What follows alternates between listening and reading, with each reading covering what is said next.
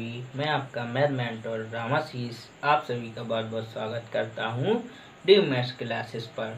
तो हम पढ़ रहे थे रियल नंबर्स, जिसका आज है पार्ट 4।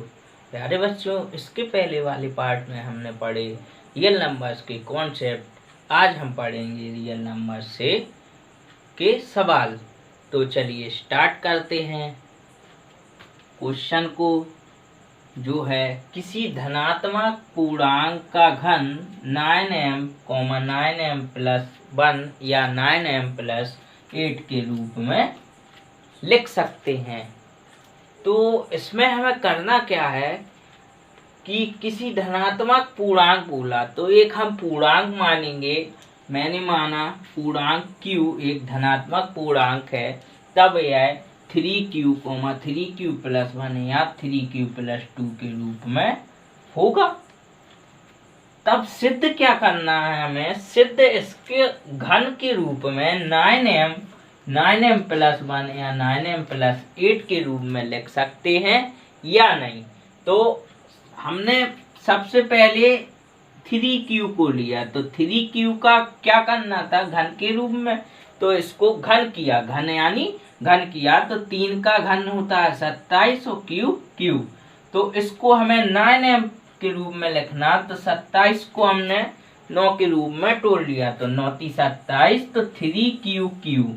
तो इसको m बराबर 9m, जहां m बराबर क्या माना हमने? 3q। इसी प्रकार जब 3q प्लस 1 का q किया तो फॉर्मूला होता है aq plus bq plus 3a² b plus 3ab²।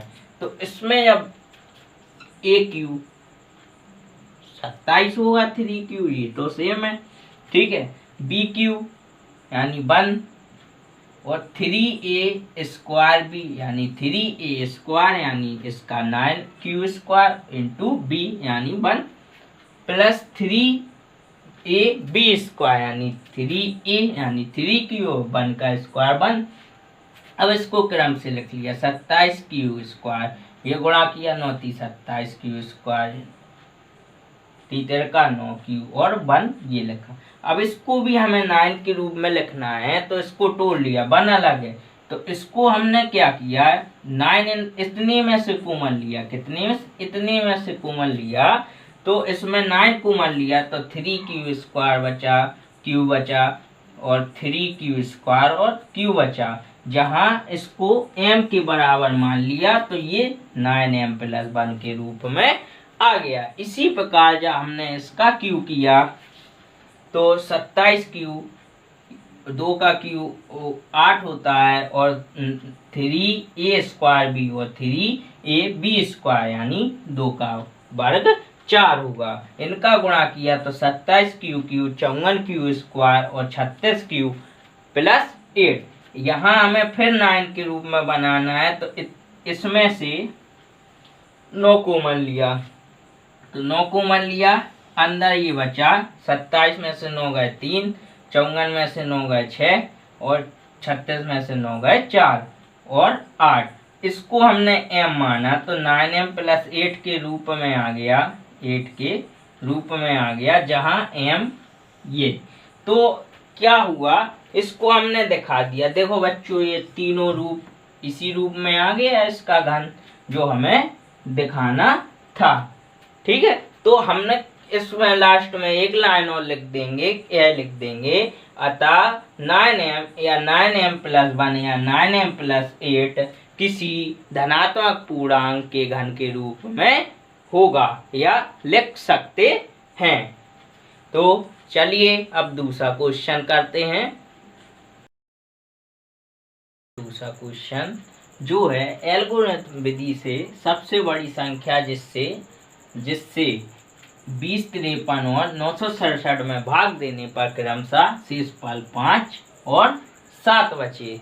तो इसमें सबसे पहले करना क्या है? पहले तो मैं आपको बता दूंगा संख्या जिससे हमें इसमें भाग देना है, तो भाग देना है तो वह संख्या इनसे छोटी होगी, तब तो हम इनमें भाग देंगे। तो यानी हमें इनका एलसीएम निकालना है।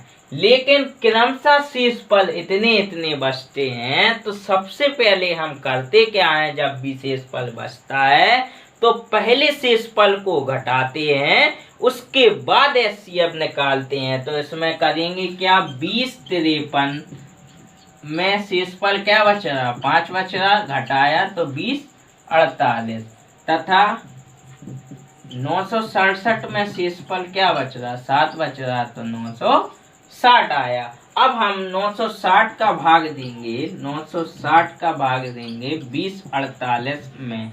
तो 2048 में देंगे, 2 बार जाएगा, ठीक है, 2 बार गया तो 1920 आया। चेक कर लेना आप, ये 8 बचा, ये 2 बचे, ये 1 बचा। 128 का 960 में देंगे तो कितने बार जाएगा, आई थिंक 7 बार जाएगा। 8 7 56, 6 यहाँ से लाई 5, 7 दूनी 14, 5 19 की 9 हाथ से लाई 1, 7 और 1 8। अब घटाएंगे तो 4 ये बचा, यहाँ बचेंगे आपके 6, ठीक है। तो 64 बचा, जो 64 का भाग 128 में देंगे, जो जाएगा 2 बार, ठीक है। तो ये यहाँ कैंसिल हो गया। तो अतः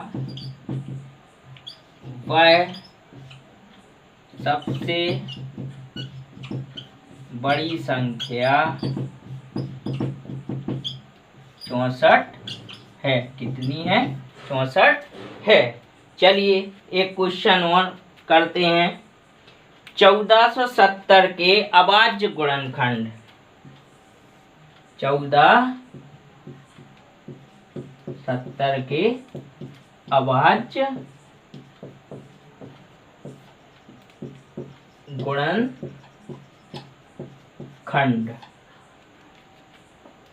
ठीक है, गुणनफल के रूप में लिखना। तो आप लिख लेना। तो हल करते हैं इसको गुणनफल के रूप में। तो सबसे पहले करेंगे क्या, 1470 के अभाज्य गुणनखंड निकालेंगे। तो इसमें क्या करेंगे, 2 का भाग दिया, कितने बार जाएगा, भाग दे लो, 7 3 5। अब 2 का तो जाएगा नहीं, अब 3 का भाग दिया, 3 का भाग दिया तो कितने बार जाएगा, 2 बार, ठीक है, 12 4 और 5, ठीक है। अब 3 का नहीं जाएगा तो 5 का दिया, 5 का दिया तो 4 और 9, अब 7 का दिया, 7 फिर 7 का दिया 1। तो इसके अभाज्य गुणनखंड को हमें गुणनफल के रूप में लिखना था, तो जो हमने इसको लिख दिया। तो आपको यह समझ में आया कि यदि अभाज्य गुणनखंड पूछें तो इस प्रकार से निकाल सकते हैं। वो उन्हें गुणनखंड के रूप में लिखने को बोले तो इस रूप में हम उसको लिख सकते हैं। तो चलिए आगे चलते हैं और क्वेश्चन करते हैं कुछ। तो क्वेश्चन है, किसी संख्या में 73 से भाग देने पर भागफल 34 तथा शेषफल 23 आता है, तो वह संख्या ज्ञात कीजिए। तो आपने पढ़ा होगा फॉर्मूला, भाज्य बराबर भाजक गुणे भागफल प्लस शेषफल, ठीक है। तो यहाँ हमें भाज निकालना है, x है वो, तो इसको भाजक है 73 और भागफल है 34 प्लस शेषफल है 23, ठीक है। शेषफल है 23, जी हाँ 23 ही है। तो अब जब हम इनको क्या करेंगे, इनका गुणा करेंगे। तो गुणा किया तो जब, अच्छा इसका मैं आपको शॉर्ट तरीका बता दूं गुणा करने का।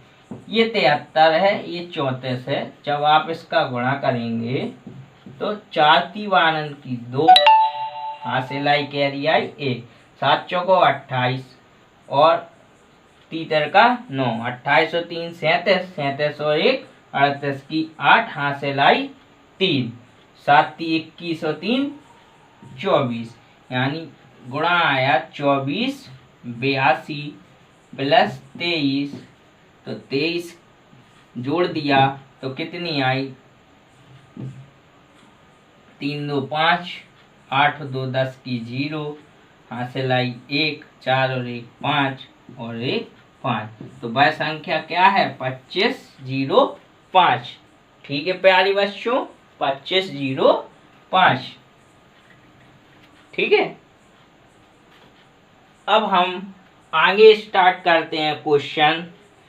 अगला क्वेश्चन है, दो संख्याओं का एचसीएफ 23 और एलसीएम 1449 है, तो वह संख्या, एक संख्या 161 है, तो दूसरी बताओ।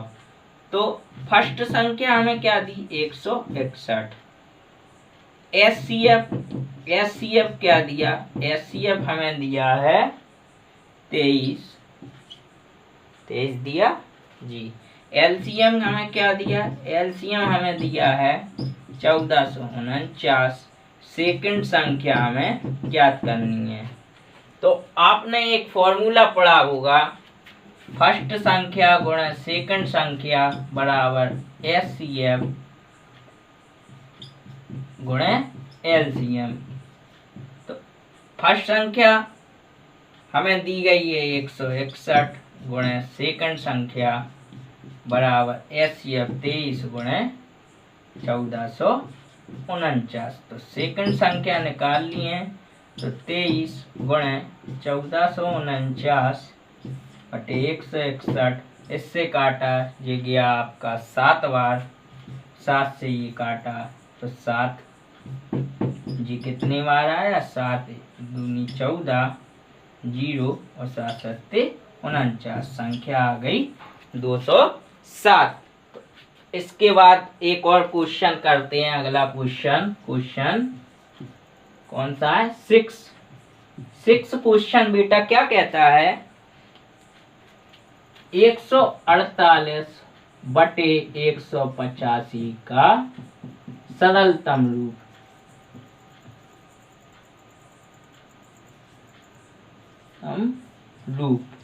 तो इसका बेटा सरलतम रूप क्या है, तो समझ में नहीं आता है, तो सबसे पहले क्या करेंगे, 148 के गुणनखंड करेंगे, तो ये आएगा, ये आप चेक कर लेना। 185 के करेंगे तो 5 गुणा 37, तब इसका सरलतम रूप लिखेंगे, तो इसको लिख सकते 2 गुणा 2 गुणा 37, इसको लिख सकते 5 गुणा 37, 37 से 37 कट गया, तो ये क्या हो गया, 4/5। यही इसका क्या होगा, यही इसका सरलतम रूप होगा।